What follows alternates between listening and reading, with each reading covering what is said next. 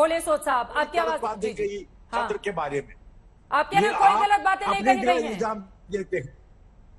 आपने सुना है उनकी बात को, आप कह रहे हैं कोई गलत बात नहीं कही गई है उनकी ओर से। क्या कहा गलत? उन्होंने कहा राष्ट्रपति कोविंद के वक्त में 370 को हटाया गया।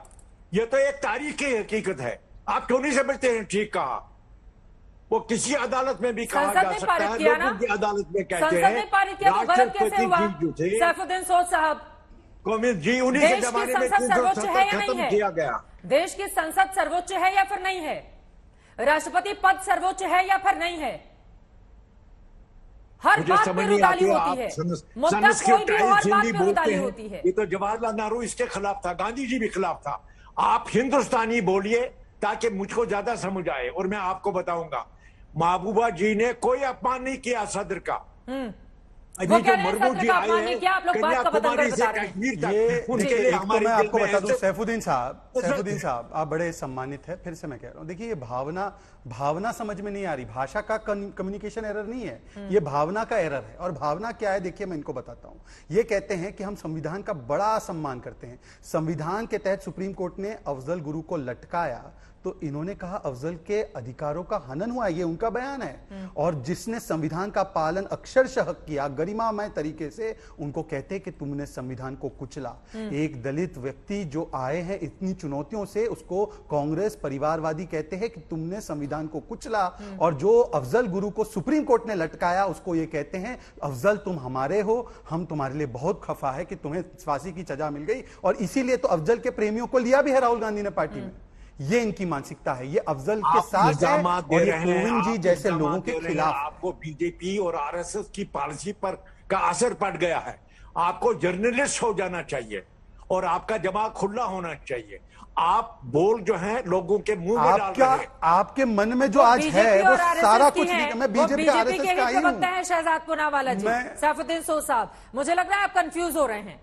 दरअसल मुद्दा ऐसा है कि आपको समझ में नहीं आ रहा है कि स्टैंड किधर करें। देखिए वो बीजेपी के ही प्रवक्ता है जो सवाल खड़े कर रहे हैं आपके ऊपर। हिंदुस्तान का आईन भी मानता हूं। ठीक है, हिंदुस्तान का आईन अगर आप मानते हैं तो इस तरह का बयान कहां से सामने आता है? जरा मैं महबूबा मुफ्ती जिसका आप समर्थन कर रहे हैं, मैं फौरन आ रही हूँ आपके पास। सुशील पंडित जी एक सेकंड सुनिए, एक सेकंड सुनिए ना सर, एक सेकंड सुनिए। अगर 22 अगस्त 2001 एक सेकंड अगर कुछ वो गलत नहीं कहती हैं, हर चीज में कमी निकालना, हर चीज में कमी निकालना उनकी आदत है। देश में कुछ अच्छा भी होगा उसमें भी कमी नजर आती है आप लोगों को। सर सुनिए, उनका बयान सुनिए पहले। और आप मुर्मू जी आए तो सारा हिंदुस्तान उनको इज्जत करेगा। वो इस देश की बेटी है और दलित होने से ज्यादा तमाम लोगों के लिए ये एहसास होना चाहिए कि उनकी इज्जत की जाए। और इस पद पर आए हैं तो हमारा दिल खुश है। आपके प्रवक्ता ने उनको ईवल भी कहा है। अजय कुमार जी आपके प्रवक्ता है, बड़े नेता है झारखंड के, उन्होंने तो दुष्ट कहा है मुर्मू जी को। आप तो ना ही बोले बेहतर है, आपके हैंडल से ऑफिशियल उनको रबर स्टैंप और डमी कैंडिडेट कहा गया। तो ये तो आपने उनके बारे में कहा है। परंतु आज मैं आपसे पूछ रहा हूं कि कोविंद जी जिन्होंने एक संवैधानिक तरीके से किसी भी तौर पर उन्होंने संविधान के खिलाफ जाकर कोई कार्य नहीं किया, उनको क्यों आज गाली दे रहे हैं? ये इसलिए क्योंकि कांग्रेस मूलतः दलित विरोधी है। आंबेडकर जी को किसने हराया चुनाव? 2 बार आंबेडकर को चुनाव हराने वाले यही है, यही मंडली है जिन्होंने भारत रत्न से वंचित रखा बाबा साहेब को, वर्षों तक अपने परिवार में जीते जी दे दिया। पर परिवारवादियों ने बाबा साहेब को भारत रत्न से वंचित रखा। ये वही मानसिकता आज दिख रही है।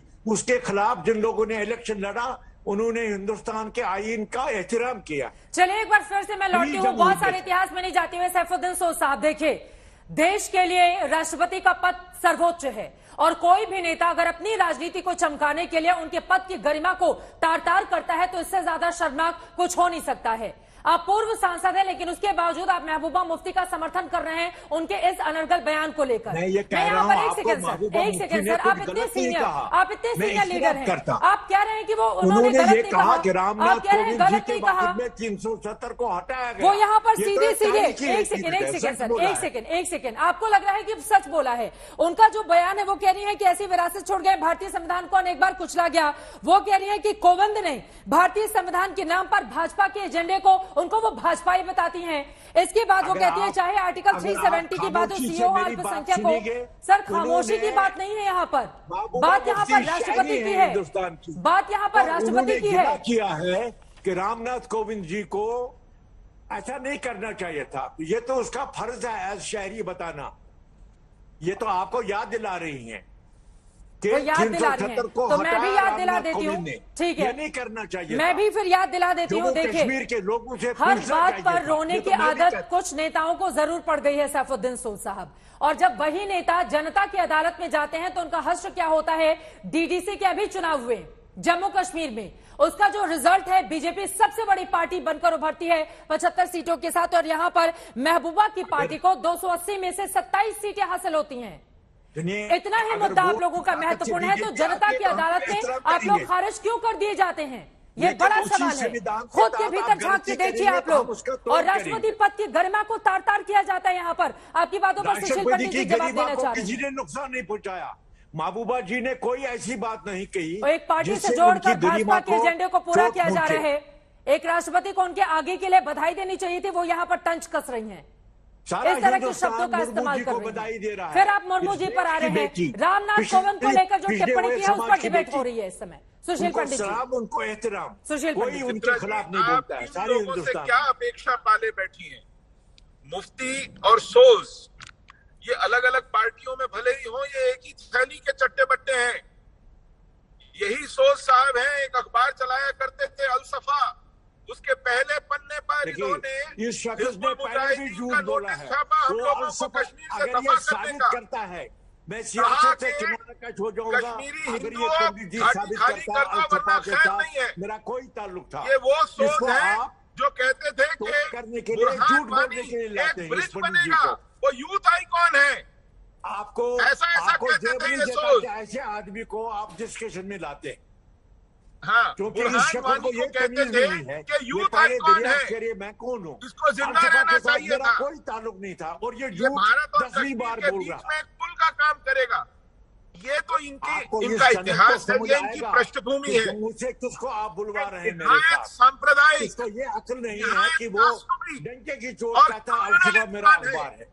न कश्मीर तब में ताल्लुक था मेरा उस अखबार के साथ न आज है। पहली पंक्ति में खड़ा होने वाला आदमी है ये सोच। इसकी पृष्ठभूमि देख लीजिए, इसके हरकतें और इसके निर्णय देख लीजिए, इसकी नीतियां देख लीजिए, इसकी पूरी की पूरी राजनीतिक पृष्ठभूमि भारत से अगर ये हमारा तोड़ करने के लिए इसको बार बार अगर मुझे पता होता मैं आता नहीं डिस्कशन में। इस शख्स को ये तमीज नहीं है। देखिए कि अलसफा एक अखबार है, न तब मेरा उसके साथ कोई ताल्लुक था ना अब है। शाबान और ये वकील हर आपका डिस्कशन में नहीं ये था। लाता है। शाबान कितना वकील को गुमराह है किसने ये शख्स। मरवाया? आप अलसफा के बेनामी मालिक थे, आप कबूल कब इस करेंगे? चैनल को शर्म होनी चाहिए कि ऐसे पंडित जी को आप लाते हैं जम्मू से हाँ, हमारा तो तोड़ आप करने के लिए। सच्चाई बतलाते हैं। सर यहाँ पर व्यक्तिगत आप बातें नहीं, सच्चाई एक सेकंड में बिल्कुल क्लियर कर दूं। और सैफुद्दीन सोद साहब, अगर आपको लाने में इस चैनल को शर्म नहीं लगती है तो उनको भी लाने में शर्म नहीं लगती है। दोनों लोग मेरे लिए समान मेहमान नहीं, हैं, मगर वो दोनों लोग कानून मेरे और लिए आइन समान के मेहमान बारे हैं। में मतलब मिसगढ़ साहब, सीधे मैं आपके पास आते हुए, देखिए महबूबा मुफ्ती की ये पहली बार तो दिक्कत है नहीं, कुछ भी अच्छा होता है उनकी दिक्कतें शुरू हो जाती हैं। जरा कुछ बयान में उनके पढ़ देती हूं। तालिबान प्रेम उन्होंने दिखाया था 22 अगस्त 2021 को ये कहते हुए कि हमारे धैर्य की परीक्षा मत ले। अफगानिस्तान पर तालिबान ने जिस तरह से कब्जा कर लिया, वहां यहां पर भी धैर्य टूटेगा तो ऐसी स्थिति बन सकती है। 9 अगस्त 2021 को वो बोलती हैं कश्मीर को भारत का तथाकथित अभिन्न अंग बताती है सरकार। तथाकथित शब्द क्या है? कश्मीर भारत का अभिन्न अंग है। ये बातें क्यों नहीं समझ में आती हैं उनको? आगे 370 फिर से लागू होने तक कोई और झंडा नहीं उठाऊंगी मैं सिर्फ कश्मीरी झंडा ही उठाऊंगी। इस तरह का बयान सामने आता है उनका। तिरंगा क्या है इस देश के लिए? अंदाजा है उनको या नहीं है? देखिए चैत्रा जी, महबूबा जी को मैं यहाँ पे डिफेंड करने के लिए नहीं बैठा हूँ, लेकिन हमें समझना चाहिए कि अगर कोई हमें आंख खोल देता है और हमें जागृत कर देता है कि हमारी गलतियां जो हुई है उसके रिपरकशन मुल्क पे और जम्मू कश्मीर रियासत पे क्या पड़ सकते हैं, अगर आप उसको अनदेखी कर देंगे तो मुझे ऐसा ही लग रहा है कि आप आंखें बंद करके ये समझते हैं कि शेर मुझे नहीं खा जाएगा।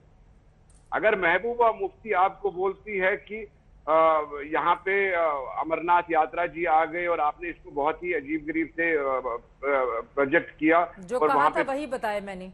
आपके पोल्यूशन के देख रेख में सरकार ने कुछ नहीं किया है, जो भी वहां पे प्लास्टिक आता है, जो भी मेन मुद्दे पर आ जाते हैं, मेन मुद्दे पर आ जाते हैं। महबूबा मुफ्ती ने पूर्व राष्ट्रपति जी को लेकर कहा, वो ठीक कहा या गलत है? नहीं, बिल्कुल गलत नहीं कहा, क्योंकि उन्होंने नुक्ता नजर उनका जो है वो संविधान में है। कैसे गलत नहीं कहा? तो ये हक देता है बात करने के लिए, और अगर ये बात सुनने के लिए आप तैयार नहीं हो। सर्वोच्च पद पर बैठे हुए व्यक्ति को लेकर, उसकी गरिमा को लेकर तार करने का अधिकार क्या देश का संविधान देता है कि मुंह में जो भी आए वो बोलते चले हम, अभिव्यक्ति की आजादी के तहत? आप बोलने नहीं देती हैं चैत्रा जी। और राष्ट्रपति ने संविधान कुचला, ऐसा कैसे बोल सकते हैं? ऐसा ही वक्त आने वाला है यहाँ के प्रधानमंत्री के लिए। यहाँ वक्त आने में फिर वही बात कह रहे हैं आप, वक्त आने वाला है, भविष्य वक्ता यहाँ पर बन गए, पूरे के पूरे कॉन्स्टिट्यूशन सिस्टम पर सवाल उठाए जा रहे हैं यहाँ पर। आप हमें बोलने, यहाँ पे आप एक आदमी को बोलने का जितना आप इजाजत देते हैं, बाकियों को तो आप बिल्कुल। अरे आप गलत बयानी करेंगे तो पूछा जाएगा ना। जो लोग तालिबानियों का समर्थन करते हैं वो हिंदुस्तान के संवैधानिक पद पर बैठे हुए व्यक्ति पर सवाल खड़े करेंगे तो पलट कर पूछा जाएगा ना आपसे, ये अधिकार किसने दिया और ये जुबान कहां से आती है, किसकी जुबान बोल रहे हैं आप लोग? विद ड्यू रेस्पेक्ट, एक एंकर को दोनों साइड सुनने अरे का। सर, आपकी भी साइड बोलिए ना, सही बात बोलेंगे तभी तो आपकी साइड खड़े रहेंगे, गलत बयानी में थोड़ी ना आपकी साइड खड़े रहेंगे। और देखिए, पॉलिस्टर ला के आप क्रॉनिक कैपिटलिस्ट को आगे बढ़ाना चाहते हैं संविधान के आड़ में, आप सीडो नेशनलिज्म की आड़ में अपनी सियासत आगे 24 की तैयारी कर रहे हैं, तो ये आप देश के साथ गद्दारी नहीं कर रहे हैं तो क्या कर रहे हैं? आप ये संविधान के साथ गद्दारी नहीं कर रहे हैं तो क्या कर रहे हैं? तो इसके लिए क्या नीतियों पर विरोध करेंगे ना आप? राष्ट्रपति पर सीधे सवाल खड़े कर देंगे? आप लोगों को अंदाजा है कि आप लोग क्या बोल रहे हैं?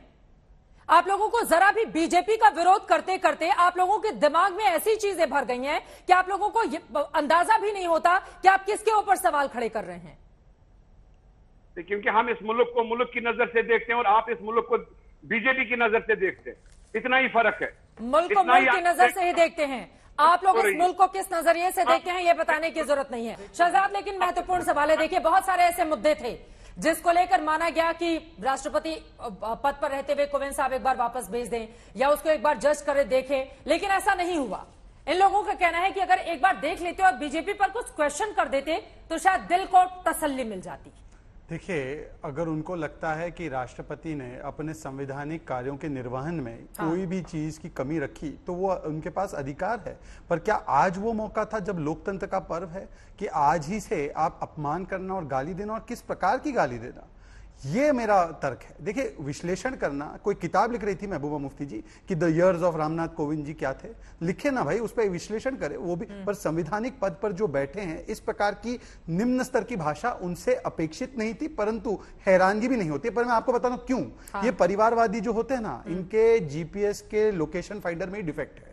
ये अब देखिए, यहाँ पे एक पूर्व सांसद बैठे हैं, संसद ने एक पारित किया है रेजोल्यूशन के पीओके हमारा भी है, हमारा ही है, इंटीग्रेटेड है हमारे साथ, और हम लोग को लाना है वो वापस। इनसे पूछ लीजिए पीओके को ये भारत का अभिन्न अंग मानते हैं कि नहीं मानते। इसी से आपको पता चल जाएगा ये एक व्यक्ति नहीं, ये मूलभूत जो परिवार तंत्र में जो लोग विश्वास रखते हैं ना, अडिग विश्वास जिसका होता है, वो ना यासीन को आतंकी मान सकते हैं, आतंकवादी मरते हैं तो उनके नमाजे जनाजा पर पहुंचते हैं, पर कभी ये औरंगजेब के नमाजे जनाजा पर नहीं जाते। लेकिन कुछ ये सवाल इनकी तो मानसिकता से पलट कर पूछा। देखिए, राष्ट्रपति रहते हुए रामनाथ कोविंद जी के पास जब कृषि कानून पहुंचता है, बाद में सरकार ने इसको वापस लिया ना, अगर उसी समय वो क्वेश्चन कर लेते तो शायद आज इस तरह के सवाल खड़े नहीं होते। ये बातें इन लोगों के दिमाग में है और विपक्ष यही सवाल पूछ रहा है। एक सेकंड, मैं आपसे एक सवाल पूछ रहा हूं, मेरी बात ध्यान से सुनिएगा। हर घर तिरंगा कैंपेन और आजादी का अमृत महोत्सव कैंपेन, ये कोई भी पॉलिटिकल नहीं है, इसका विरोध क्यों कर रही है? अरे कल हम लोग अगर कह देना ऑक्सीजन अच्छा है, ऑक्सीजन लो, तो ये नाक पकड़ के लोन साहब, मिसगर साहब और सैफुद्दीन साहब बैठ जाएंगे आज तक पे, मैं नहीं लूंगा सांस, मोदी जी ने बोला है ऑक्सीजन अच्छा है। ये वो लोग हैं विरोध के लिए विरोध करते हैं जी।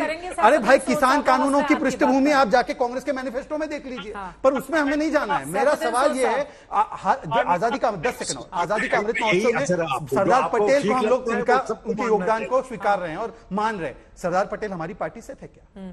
एक दिन इन्होंने नहीं मनाया है। ये विरोध के लिए विरोध करने वाले। जवाब दीजिए। वो कह रहे हैं हर घर तिरंगा, ये तो देश का बड़ा कार्यक्रम हुआ ना, इसको लेकर भी इतनी बेचैनी है।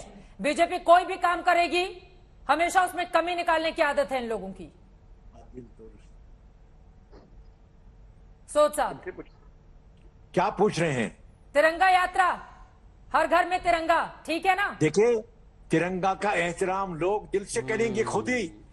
प्रोपेगेंडा जो बीजेपी कर रही है, मोदी जी, और उसी प्रोपेगेंडा में आप खोए हैं, उसी से घाटा आ जाता है। लोगों को एहतराम है हिंदुस्तान के आईन का, वो अपना आईन भी सेलिब्रेट मानते करिएगा हैं हर जम्मू घर कश्मीर तिरंगा। का, और तिरंगा का एहतराम दिल से करेंगे जिस तरीके से वो चाहेंगे। पूर्व शाही सांसद के साहब, तौर। पूर्व सांसद साहब, आप आप घर के बाहर प्रोपेगेंडा तिरंगा के तौर लगाएगा? करते हैं, वो दिल से करेंगे। सुनिए ना, सोच साहब, आप ही से सवाल है, आप पूर्व सांसद है, आप घर के बाहर तिरंगा लगाएंगे 15 अगस्त को? आपको क्या हक पूछता है मुझसे पूछने हर का? घर ये अफजल मेरी- जरूर चाहिए ये मेरा हर घर काम है, वो तिरंगा मैं नहीं देख चाहिए, लूंगा। यही तो इनकी इस मानसिकता घर है। में लगाएंगे रहने या वाले नहीं खुद लगाएंगे? देखेंगे। सैफुद्दीन आपको सोज कोई साहब, हक नहीं लगाएंगे या पूछता नहीं है। लगाएंगे? ये जबरदस्ती तिरंगा और को जोर लेकर से- तो दिल यहाँ खोल कर तो- बोलना चाहिए। कहाँ बोल नहीं, सुनिए, आप परिवार ये का झंडा जबरदस्ती क्यों लगाएंगे करते हैं? क्योंकि आप आरएसएस की बात और बीजेपी की बात आरएसएस का तिरंगा है जी, आपको तिरंगा आरएसएस कभी का आप हो लोग गया। कहते हैं कि आरएसएस तिरंगा को लेकर नहीं चलता था, अभी कह रहे हैं कि तिरंगा आरएसएस का हो गया। इरफान हाफिज लोन साहब, जरूर मिलेगी। आपके वहां फहरेगा तिरंगा 3 दिनों तक?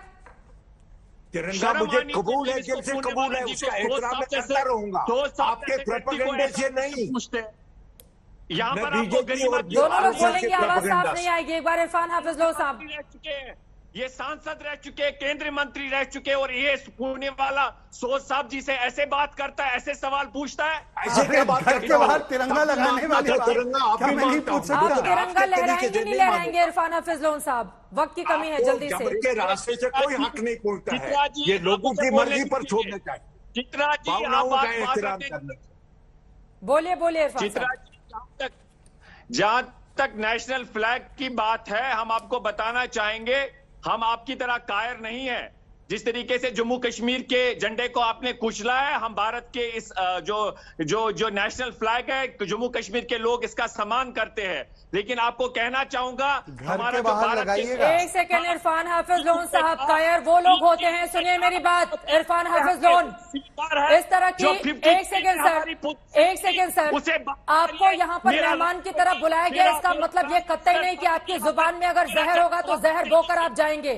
इरफान हाफिज लोन साहब, तिरंगे का सम्मान करना सीखिए, और इस तरह की भाषा का इस्तेमाल, और 130 करोड़, एक सेकेंड इरफान हाफिज लोन साहब, यहाँ पर व्यक्तिगत किसी पार्टी या व्यक्ति विशेष की बात नहीं हो रही है, तिरंगे की बात हो रही है। और तिरंगे पर भी इस तरह की बदजुबानी अगर आप लोग करेंगे तो यकीनन सोचना पड़ेगा कि इस तरह का दिमाग, और दिमाग के भीतर ये जो जहर भरा हुआ है वो कहां से आता है।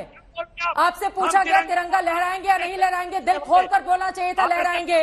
उस पर भी आपको इतना किंतु परंतु अगर करना पड़ा है तो समझा जा सकता है कि आपके भीतर किस तरह का जहर भरा हुआ है। इसी के साथ यहाँ पर अपनी बात को विराम देते हुए बहुत शुक्रिया तमाम मेहमानों का। कम से कम तिरंगे को लेकर अपनी इस मानसिकता से बाहर आइए, हाफिज लोन साहब और बाकी मेहमान भी।